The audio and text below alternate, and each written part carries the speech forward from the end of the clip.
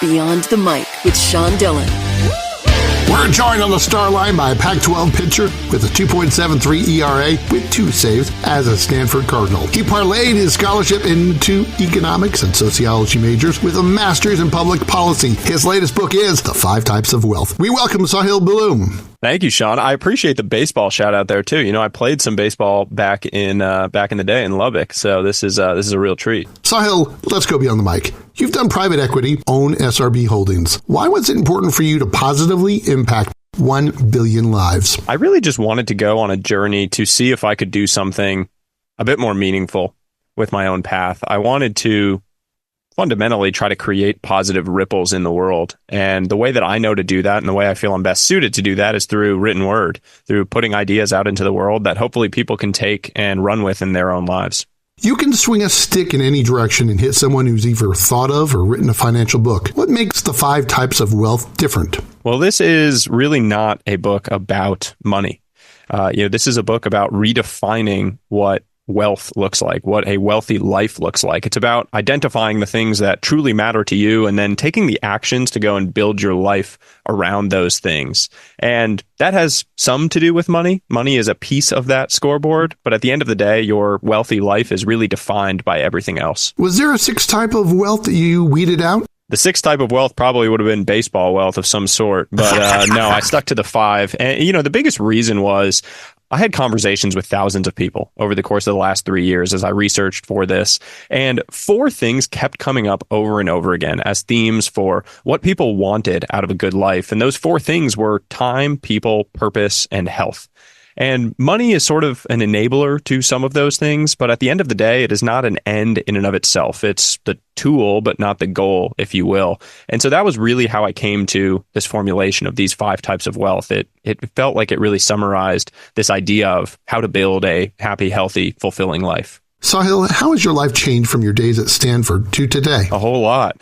I mean, I would say that for the first 30 years of my life, I was very much chasing the traditional definition of success, the ones that you're kind of handed as you walk down your path in life, the things that your family tells you should care about, the things the world tells you, the things social media tells you. And I would say very much today, I am carving out my own path, redefining what it means to me to build a wealthy life. And frankly, I gave up a lot of money along the way doing that, stepping off the path I was on in finance and that traditional path. But as far as I'm concerned, this is the life for me and the one that I really wanted to build. Author of The 5 Types of Wealth, Sahil Bloom, joins us beyond the mic for The Rocking 8. 8 random questions. All you have to do is answer with the first thing that comes to your mind. Sahil, there's no pressure. Let's go. Which pitch was your go-to for getting out of a jam? Sinker. What was the best gift you got for your birthday? Ooh. My wife gave me a photo of my son, her, and myself that we hung up on the wall. How many journals do you own? Oh, more than I care to admit. Hundreds. Which day of the week is your think day? Friday. I find that I think most clearly at the end of the week. The promise of the weekend and some of the free time that I'm going to have with my family just tends to clear my mind. Sahil, how much hair gel do you go through in a month? Pomade, no hair gel. What about you? I wonder. What's the one life lesson you want to teach your son about love? That it's much more important to grow in love than fall in love. And the growing comes from the willingness to endure the challenges through shared struggle, through sitting in the mud with someone over the long term. Who's the one person you want to ask one question of, alive or dead? My grandfather. Why? He passed away when I was a freshman in high school, and a lot of his wisdom that I felt he bestowed upon me when I was younger are things that I continue to have echoes of in my mind. And I would just love to have a conversation with him today now as a grown man and get to thank him for that and get to ask him how he thinks I'm doing and what advice he would give me on the journey now. Best piece of advice Condoleezza Rice ever gave you? Carve your own path. Stop accepting the patterns that other people, have pushed upon you and make your own way. Let's sneak in a couple more with Sahil Bloom, author of The 5 Types of Wealth Beyond the Mic. Sahil, what's the one thing that provides your fans the most value? I think it's the idea of doing some tiny thing every day that will compound positively in your life. I think there's a lot of content out there that tells you that you have to do these dramatic, enormous shifts in order to create a change in your world. And the reality is, large changes are just the accumulation of tiny actions done on a consistent basis. So showing up consistently, reliably, showing up and just doing the work, punching the clock, that fundamentally is how you change your life. What's the biggest lesson from your training for your first marathon? You don't run a marathon on day 1 or day 2 or day 3. You run a marathon after an accumulation of tiny efforts over a long period of time. The other piece, which I have to say, is at the end of the day, you just have to run your own race. Because if you go out there and you are comparing yourself to everyone else around you and worried about who's beating you or who you're falling behind, you are going to get hurt and you're going to have a really bad time. So run your own race in marathons and in life. So what's the one thing from the 5 types of wealth that was the hardest for you to learn?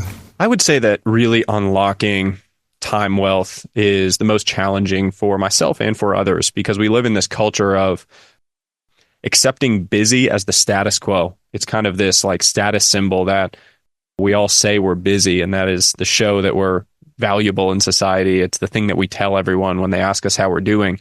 And fundamentally being able to fight back against that by saying no more effectively to things is a really challenging skill to develop. Sahil, where do you go for peace? Out in nature. I go on a lot of walks. My family and I do a daily afternoon walk, just the 3 of us right before dinner. And it's a relationship activity for sure, but it doubles as a health habit and a mental health habit as well. It's time for One Big Question with author Sahil Bloom. He is the author of The 5 Types of Wealth Beyond the Mic. You said, quote, "You never leave money on the table, but won't think twice about leaving your peace of mind there," unquote.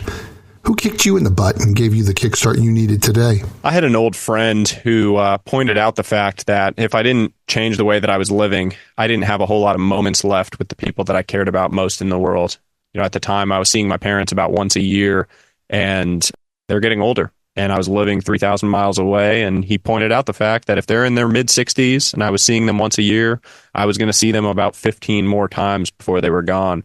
And that was definitely the kick in the butt that I needed to make a change. He always depended on the slider, takes walks with his family daily, and wants you to read The 5 Types of Wealth. Where can people find the book and you online? Find it anywhere books are sold. You can find more information at the5typesofwealth.com. Author Sahil Bloom, thanks for taking the time to talk with us today. Thank you, Sean.